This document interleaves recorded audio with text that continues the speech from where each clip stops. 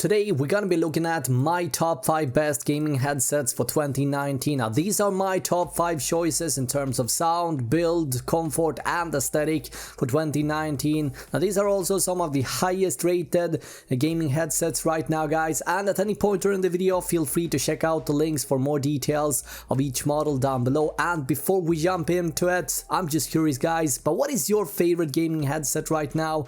Let me know in the comments below. And so with no real order, let's look at headset number 1, which is the HyperX Cloud 2. And yeah, I gotta say, guys, I like what Kingston and HyperX is doing in general. Recently we have looked at the Pulsefire mouse, which is a great budget mouse, by the way. We have also reviewed their latest mechanical keyboard, the Alloy FPS RGB, which I also liked. And honestly, I don't think I've ever tested anything from HyperX that I didn't quite like. They always seems to make great decisions for some reason, where quality and price always seems on point, and there is no exception with the Cloud 2 either. So in these fellas we got two 53mm drivers operating at 15Hz to 25 kHz at 60 ohms, so they are very easy to drive, and you will get high enough volume regardless of what device you hook them up to, so no amplifier is needed here. The Cloud 2 supports 7.1 surround on PC, which you connect through a USB,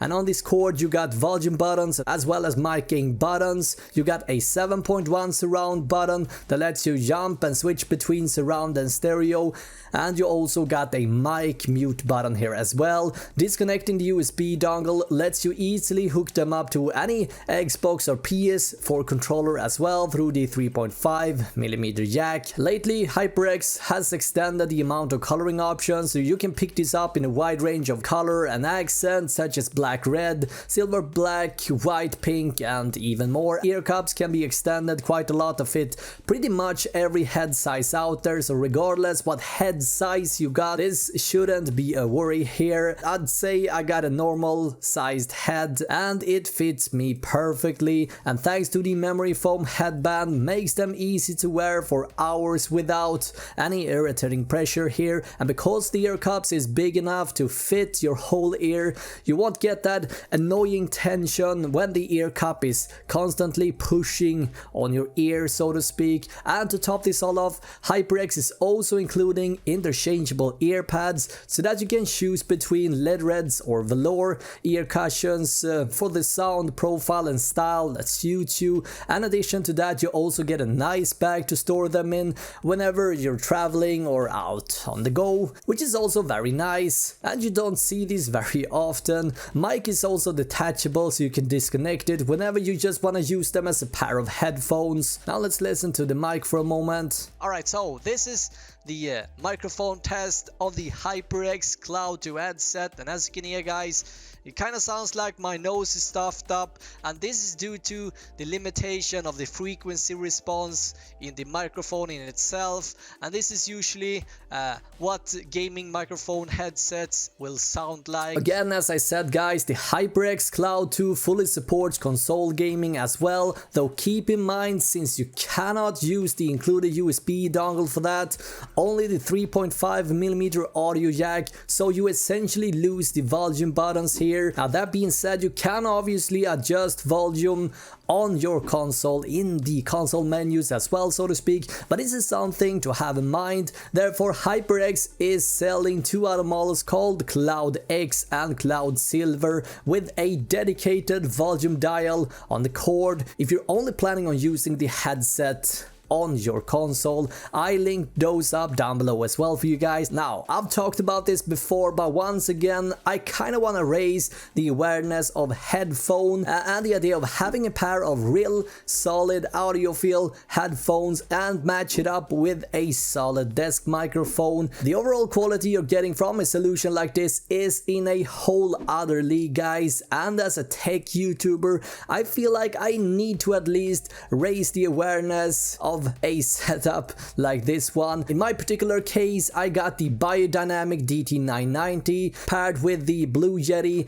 Nano USB microphone, and to be 100% honest with you guys, this is the one setup I recommend to anyone. Quite frank, the best solution there is right now, if only the highest sound and mic quality is good enough for you, as true gaming headset doesn't really reach the same level of sound quality, at least not for this price point. You're simply getting the best of two worlds here, as these headphones really outperforms everything I've ever listened to and every gaming headset I've ever tried up to this point. Now, in terms of microphone, you will never go wrong with a solid microphone like the Blue Yeti Nano or the Blue Yeti or any other condenser microphone or dynamic desk microphone. And if you're wondering what the sound is like, I made an in-depth review on this microphone a while ago, and I'll link that up down below for you guys if you want to check it out. Now, since this isn't really a headset, it's more like a headphone and a mic combo, I'm not gonna go any deeper here, guys. I reviewed this before on the channel, and so if you're interested in a solution like this one, again, you find more information down below. So next up, we got the Corsair HS60 or HS70 and the Corsair Void. I like them both for slightly different reasons, and so I decided to include both of them, and yeah, decided to do a kind of like a head-to-head comparison and share my pros and cons. And yeah, we're gonna start with the aesthetic. Now, in terms of build and aesthetic, I think both of them win here for slightly different reasons. The HS have a very sleek, quiet and quite luxurious look to it, and it doesn't scream gaming all over it. A refreshing look that I think many of us would be happy with. The nice plush lead red foam together with the metallic grille and stiffy headband makes them look quite a lot more expensive than they actually are.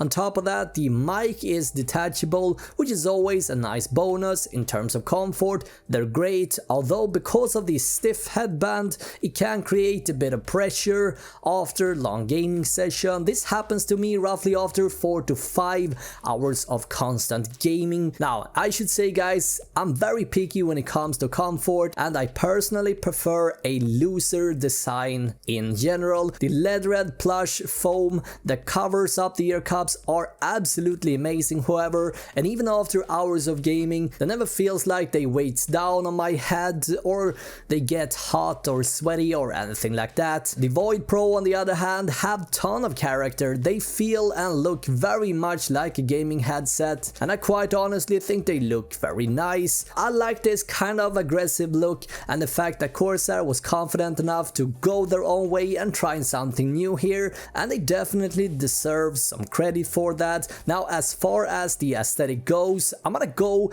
and give this round to the Void Pro. The Void Pro has a very interesting design indeed, and it makes the balance of how you position them on your head a little bit different also. It actually took me a while to figure out how to position them on my head. Now, the headband on the Void is a lot looser, and they definitely fit my head a lot better. So as far as comfort goes, Void is the winner for me. This is the microphone test of the HS50, the HS60 and the HS70. And you can find all the details down below, guys.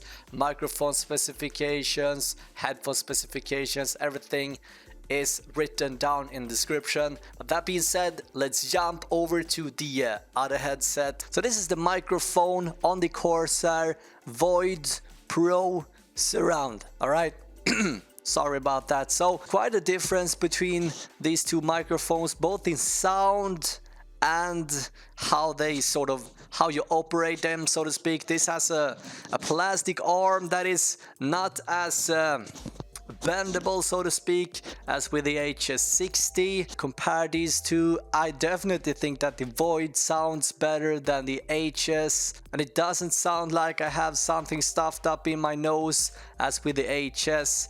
but that's just my 2 cents, guys. I would love to hear your thoughts as well. Now let's move over to build quality. Overall, both of these headsets feel quite durable. That being said, there has been reports of snapping headbands on the Void headset, and although this have never happened to me, they definitely feel a little bit cheaper compared to the HS60 or the HS70. The yokes that holds the ear cups, for example, are made of a durable metal. They feel and look more expensive in general, and therefore I'm gonna give my win here to the HS60 or the HS70. Now, as far as specifications go, on paper both of them have pretty much the exact numbers across the board. Corsair have once again done a great job here with their headsets, and regardless of which one of these you decide to pick up, you will end up with a pair of 50mm speakers that have plenty of presence in games as well as for general music listening.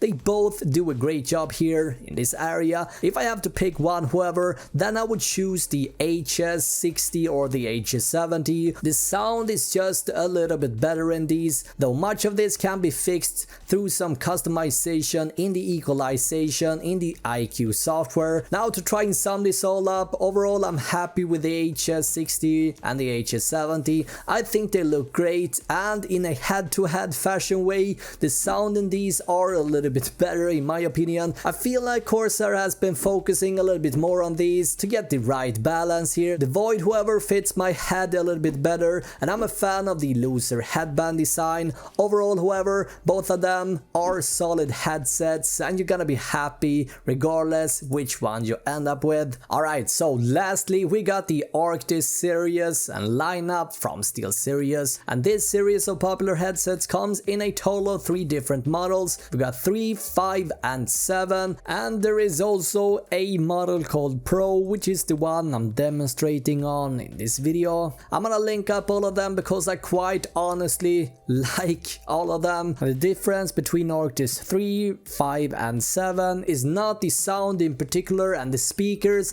but more the surround solution they support, as well as the chat mixer that is not included with the 3 model. And yeah, we're gonna talk a little bit more about this in a second. Now, the Arctis 5 feature 50mm drivers with 20 to 22 kHz frequency response at 32 ohms, making them easy to drive, and so you're not gonna be needing any form of amplifier here. Now, design wise, I really like these ones. They're not too bulky that some other gaming headsets tend to be, and it doesn't feel that heavy to wear either, so I gotta give Steelseries pros here for the size and the material they decided to go with here. Some headsets simply weighs down too much and they become uncomfortable to wear for longer sessions, but again, that is not the case here. In these ones we got some small subtle prism RGB lighting on each side of the ear cups, kind of like a ring around the whole ear cup. Again, it's very subtle and not that in your face lighting, even though you won't really be distracted here. But anyway, I would best describe it to be simple and yeah, tasteful RGB. On the left ear cup we find some useful controls such as volume dial, which I highly recommend not interacting with if you're on a PC, but this is a very nice addition if you want to hook them up to an Xbox One or your PS4 for example. You also find a mic mute button here as well. Included in the box is also the mixer, and this little dial lets you adjust the game audio and your chat volume. Now, I got again a medium-sized head and it sits amazing on me, with the ear cup sitting nicely around the ears with no irritating pressure or similar. You also have the option of swivel the ear cups, which is quite nice. Lastly, we cannot forget to mention the headband, which is probably what I like the most. The headband kind of like adjusts on its own because it's so flexible, but you have the option to adjust the size a bit, but it's not a whole lot, but it's definitely enough for most people. Unless you have a really big head, this shouldn't be a problem at all. Now, in terms of sound, I got nothing to complain about here. It's crystal clear despite the slightly smaller drivers on these. It is nothing I was noticing at all when gaming and listening to music. Directional audio is on point, and the latest 2019 updated model has something called DTS Headphone XV2, which basically basically takes a game audio from objects or multi-channel streams and recreates them, so no longer it's simply basic stereo, but a world of immersive 3D audio. It works great, and even though I normally avoid this type of surround, I was surprised how good it actually sounded. Again guys, you can find all links and more details down below. Now I want to know, what is your favorite gaming headset guys, and what headset are you rocking right now? Let me know in the comments below, and what do you like about it. Right now I'm using the Beyerdynamic DT990, and I have the blue Yeti Nano. I gotta say, I completely love this setup. It works especially great for music and watching YouTube videos as well. But yeah guys, that's it for me. I'm gonna be back with a brand new video tomorrow. Until then, have an awesome day, right? Bye!